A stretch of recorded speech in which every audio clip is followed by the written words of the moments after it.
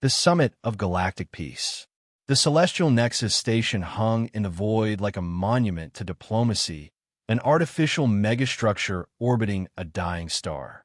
It was the heart of interstellar politics, where the most powerful species in the galaxy gathered to settle disputes and forge alliances. At the center of the Grand Council chamber, Ambassador Elias Carter of Humanity stood with his hands clasped behind his back, his expression calm and composed. He listened patiently as the various delegates spoke, his posture betraying neither frustration nor irritation. Across the massive, circular hall, representatives of the Zeldar Dominion sneered at him. Towering, reptilian beings, their muscular frames covered in armored exoskeletal plates, they embodied brute force and conquest. The Zeldar had waged war on half the known galaxy and emerged victorious. To them, diplomacy was a game played by the weak.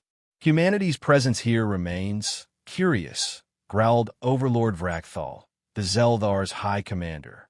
His voice was thick with disdain. You lack the strength to command respect, yet you insist on sitting among us as equals. Carter smiled, measured and polite. We believe strength is not merely measured by warfare, Overlord. True power lies in cooperation, in mutual understanding.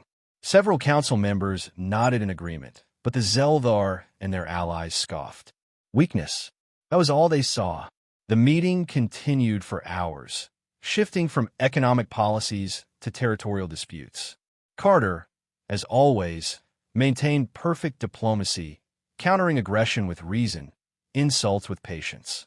He had mastered the art of restraint, and it had served humanity well. But patience had its limits. Near the end of the session, a holographic transmission flickered into existence above the chamber. A distress signal. The image was grainy, but the message was unmistakable. A human colony was under attack. Carter's breath slowed as he watched the screen.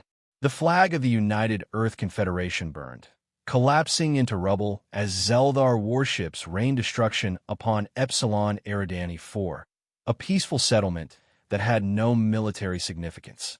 The council chamber fell silent. The Zeldar delegation watched with undisguised amusement. Overlord Vrakthal leaned forward. A regrettable incident, he rumbled. Perhaps if you humans had not been so eager for peace, you would have prepared for war.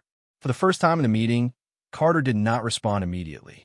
He simply stared at the image, unblinking. His expression, once warm and diplomatic, became utterly devoid of emotion. Slowly, deliberately, he reached into his coat and tapped a small device on his wrist.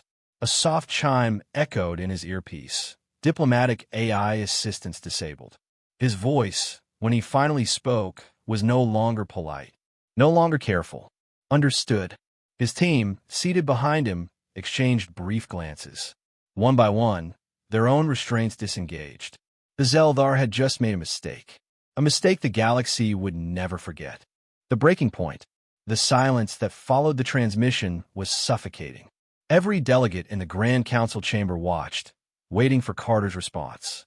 Humanity had spent years cultivating a reputation for diplomacy, for reason, for patience. And yet, in this moment, something had shifted. Carter exhaled slowly, his fingers curling at his sides. When he finally spoke, his voice was stripped of all its former warmth. Admiral Hayes, he said, activating a secure channel to Fleet Command. A moment later, a holographic projection appeared. Fleet Admiral Victoria Hayes, standing aboard the UEC flagship Resolution, her steel-gray uniform crisp, her expression unreadable. "Confirmed, sir," she said, as if she had been expecting this call. "We are receiving the live transmission from Epsilon Eridani 4. Orders." Carter's eyes flicked toward the Zeldar delegation. Overlord Vrakthal, still seated, still smug, regarded him with something between amusement and boredom. The Zeldar had attacked a human colony, but they saw no cause for concern. After all, what would humanity do? File a complaint? Demand reparations? Carter smiled, but it was not the polite expression he had worn for years. It was something colder. "Execute Wrath Protocol," he said. Hayes didn't blink. "Acknowledged." disengaging all diplomatic constraints. War fleet mobilizing. Expect full retaliation in 6 hours. The chamber erupted. The Zeldar delegates bolted to their feet, hissing in outrage. Other council members, those who had dismissed humanity as passive, suddenly realized their mistake.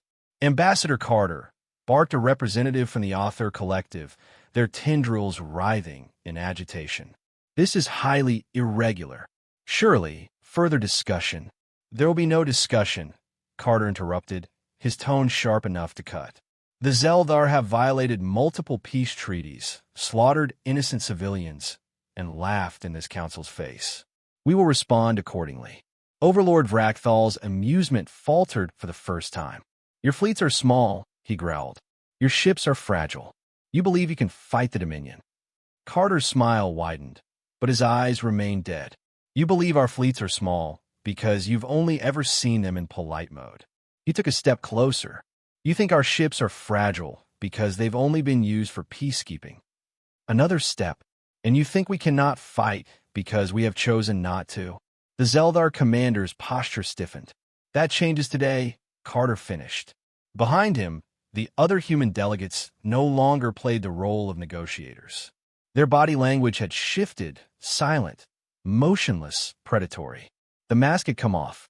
Vrakthal opened his mouth to respond, but another transmission interrupted him, this time from his own fleet. Overlord, a panicked Zeldar officer reported, multiple human battle groups have exited FTL. The signal cut out. Carter tilted his head slightly. I believe that was the sound of your fleet learning what happens when humanity stops holding back. For the first time, the Zeldar felt fear. The wrath of the sleeping giant. The Zeldar home fleet had never known fear. It had crushed empires, shattered defenses, and rewritten borders across the galaxy. It was a machine of conquest, unyielding, unstoppable.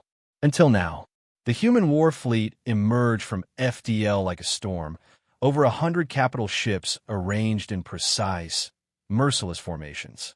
They wasted no time with diplomacy, no warnings, no ultimatums. They simply opened fire. On the bridge of the UEC flagship Resolution, Fleet Admiral Victoria Hayes observed the battle with clinical detachment. Phase 1 complete, her operations officer reported.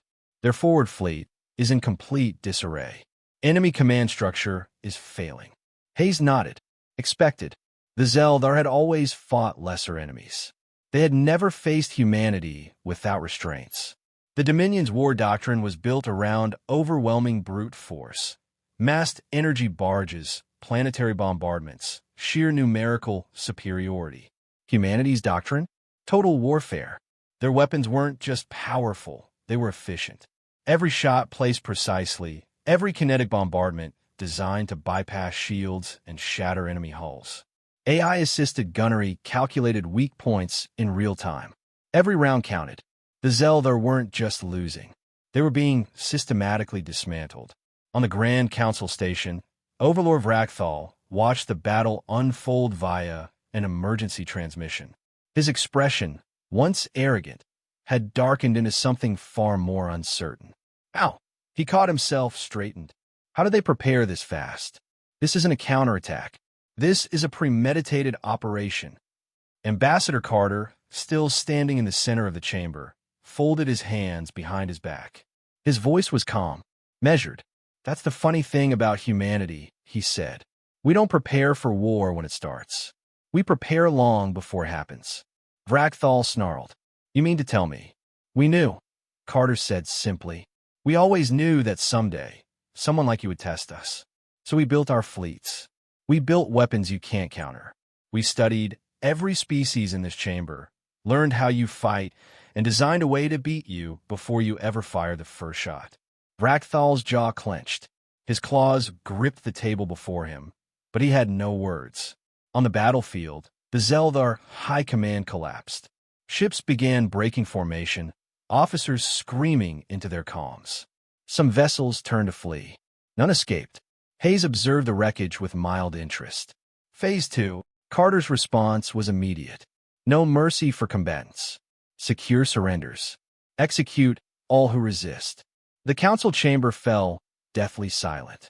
No anger, no arguments, no cries of injustice. Because now, everyone understood. For years, humanity had worn a leash, a self-imposed restraint, a mask of diplomacy. The galaxy had mistaken it for weakness. Now, with polite mode disabled, the mask was off, and the universe would never make that mistake again. The new galactic order. The battle was over before the Zeldar fully understood what had happened. Their proud war fleets, undefeated for centuries, had been annihilated in a single galactic day. It wasn't a war. It was an execution. On the Grand Council station, Overlord Vrakthal sat in stunned silence. His forces, his entire military command, were gone. His species, once an empire of conquest, was now at humanity's mercy. Ambassador Carter stood across from him, calm, composed. The warmth had not returned to his voice. He had no interest in diplomacy now. "We accept your unconditional surrender," Carter said.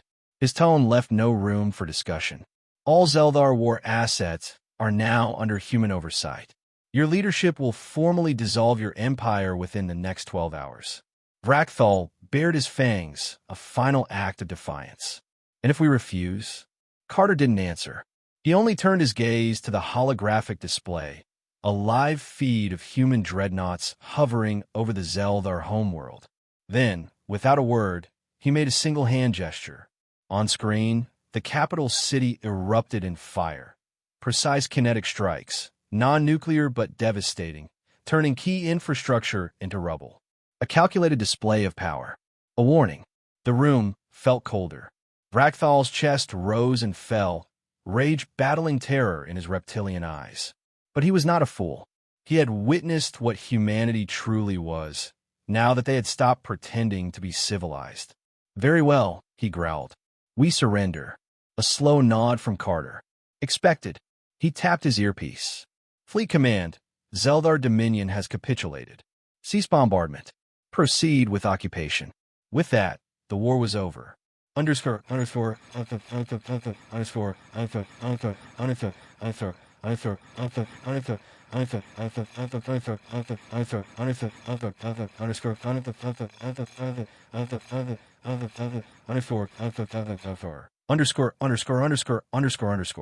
The return of politeness.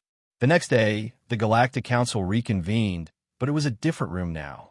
The once arrogant factions sat quietly, no longer interrupting, no longer mocking the humans. Carter entered with his usual smooth stride. He smiled. He shook hands. He exchanged pleasantries as if nothing had happened, as if he hadn't just ordered the destruction of an empire. "Shall we proceed with negotiations?" he asked pleasantly, taking his seat. The council members nodded quickly. No one dared challenge him. No one spoke out of turn. Humanity had re-enabled polite mode. But now, the galaxy understood what lay beneath it, and no one wanted to see it disabled again.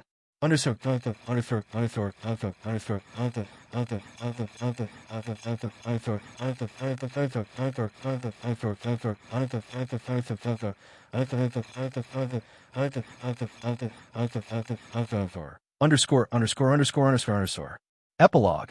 A lesson remembered. Years later, an old Zeldar warrior sat by the fire, telling hatchlings the legend of the day humanity changed. "They wore masks of kindness," he said, voice low. "We thought them weak. We thought them prey." He leaned forward, eyes gleaming.